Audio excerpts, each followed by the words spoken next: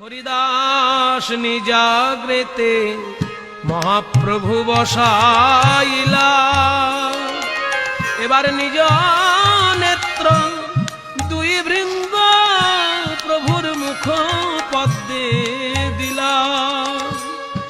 এবার সহৃদয়ে আনি ধরিল মহাপ্রভুর চরণ। হরিদাস করে সর্বভক্ত পদধূলি মস্তক ভূষণ। হৃদয়ের উপর গৌরাঙ্গের চরণ রেখে আর গৌরের বদন পানে নয়ন দিয়ে নয়নকে বলছে, ওরে নয়ন, এবারকার শেষবারের মতো মধু পান করে নে, তুই আর ফিরে আসিস না এ দেহেতে, মধু পান করে থাক মেতে। এবার শেষবারের মতো পান করে নে।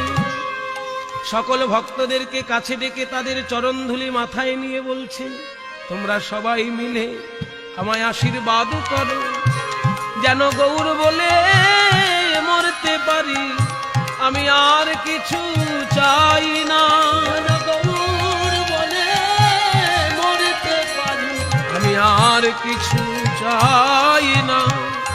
এইবার শ্রীকৃষ্ণ চৈতন্য শব্দ কহে বারবার, মহাপ্রভু মুখ মাধুরী পিয়ে নেত্রে জলধার। শ্রীকৃষ্ণ চৈতন্য শব্দ করিতে উচ্চারণ, ওই নামের সহিত